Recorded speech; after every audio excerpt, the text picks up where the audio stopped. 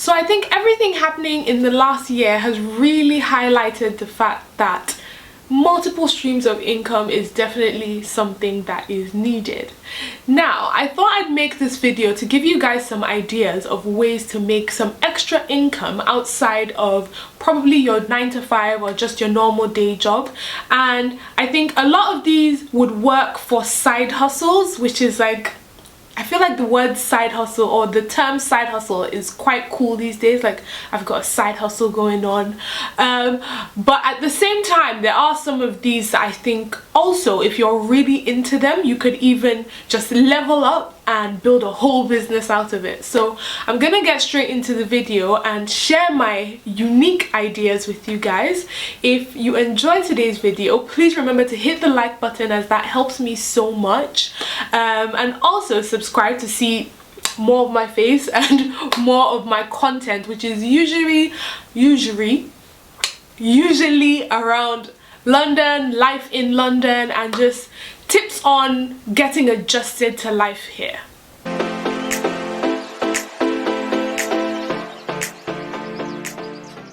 Freelancing online. Now, there are so many different websites where you can do this, but it is basically leveraging skills you already have to make a bit of extra money on the side. So a lot of people have these skills that they use in their day-to-day roles. So it could be all the way from like data entry and admin work to actual consulting, digital marketing consulting, legal consulting, writing articles, writing like text for different things.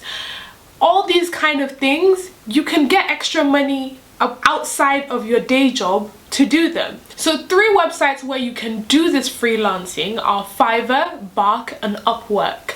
So what I would recommend is going on any of these websites and just having a look at what type of services are on there, what type of services people offer, for you to have a bit of an idea of how much each of these skills could bring you. When you start off, probably start at a lower price range, a lower price level, and then as you start to get clients and they start to give feedback and people can see that you've offered this service to so many other people and they can see the reviews, then you can uplift your prices a bit and keep doing that. But I think that is a really good place to start in terms of a side hustle. So freelancing is one of those things where it could start off as a side hustle and then you find that you have a lot more interest in that side hustle, or even you just make a lot more money than from your day job, and then you can think about maybe making that into more of a full-time thing. A lot of people actually do freelancing work of various categories as their day job. So for the animal lovers in the house, this one's for you, and this is dog walking. Now, dog walking I feel like is super self-explanatory, but there are so many great things about dog walking, because first of all, it doesn't involve any startup costs, and then second, you can walk multiple dogs at the same time. So all these people would pay you based on each dog that you're walking for them, and yeah, you can just multiply the cost that you collect by like 4 or 5 times within the hour. Now, the average cost I think would usually be about 11 to 20 pounds an hour per dog. And a good place to start up is Rover. So Rover is an app that John and I have used personally because we have a dog and we've gotten services from this app.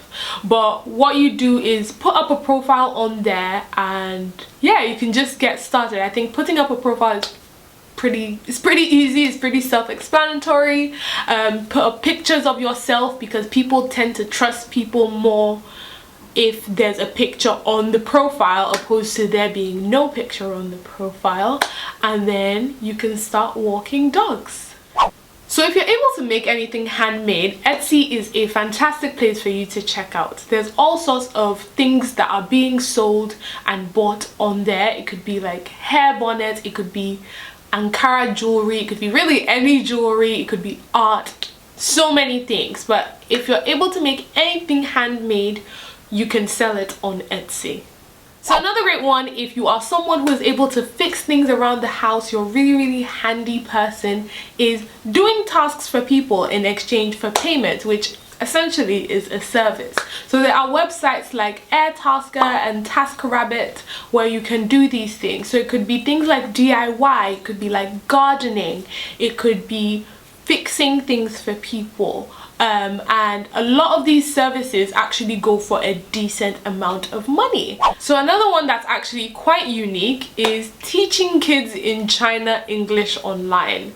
Now there's an app called VIP Kid where you can sign up and you don't need formal teaching experience at all to sign up, and you can get paid up to $25 an hour just to teach kids online. So another really great thing about this, apart from the fact you don't need a startup cost, is the fact that you don't even need to make your own curriculum or lesson plans or anything like that. They actually provide them for you. And again, in terms of flexibility, this is great because you tend to input what your available hours are, and then people pick based on your available hours. So you basically are setting up your own hours.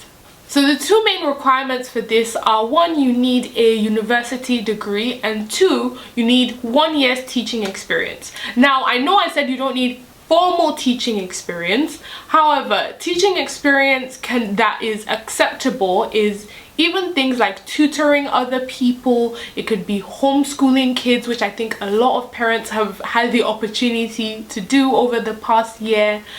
That is fine in terms of experience for this website, and then you can just get signed up and start teaching English. The next idea I have for you guys is Airbnb Experiences. Now, I think a lot of people when they travel actually use Airbnb to find a place to stay, but also there are a number of tourists that use, including myself, that use Airbnb Experiences. It's a way to find experiences or things to do in the local area where you have traveled to or you're just not used to. There are all sorts of classes that are offered on there and things that you can do as well. So it could be like a cooking class, it could be a photography kind of situation where you take people to popular places in the area to take pictures of them. It could be a pub crawl where you just take people to different pubs and drink until you can't drink anymore. It could even be something a bit more different and classy, like a walking tour. Like a historical walking tour where you tell people about like historical facts about the area, but there's just an unlimited option of services and experiences you can offer on Airbnb. Usually you just need to sign up on the website, they'll do a bit of verification, and then once you're verified, you're good to go. You would pay Airbnb a small percentage of the payment for the service that is being offered. It's again one of those things that I think you can increase your prices as you get more reviews and you get more feedback. Another really great thing is it's obviously really flexible because you get to pick the time that you want to offer these experiences. So in this day and age, social media is such a massive thing for both individuals and businesses. Therein comes social media management. So what you can do if you are someone who really understands social media, or even someone who enjoys social media, is leverage this ability that you have to help other people or other businesses, and you can make money off of that. So I think I would say for a lot of larger businesses, they have in-house social media people, but smaller businesses as well as some individuals who just need their social media managed on behalf of them, you can do kind of like a freelance situation with them and have multiple clients depending on how demanding each client is.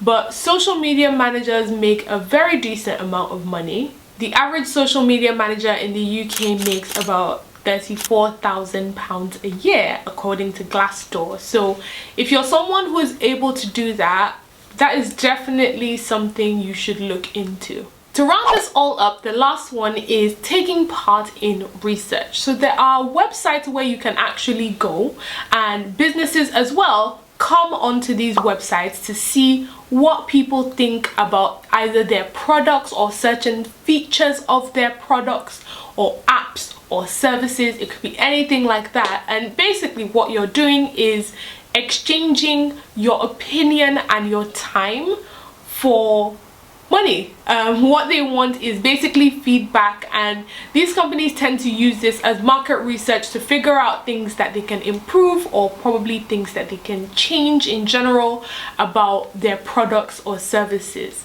So usually this is really simple. You can go on the website and check whatever options they have, because there tend to be a lot of options for market research. And if you meet all the requirements for the particular study, where you can usually also see how much money you can earn, then you can apply for that, and then it could be 30 minutes, an hour, and once you're done with that, you get your money. That is all I have for you guys today, and I hope you enjoyed today's video. I hope it was quite valuable to you, and I will see you in the next video. Bye.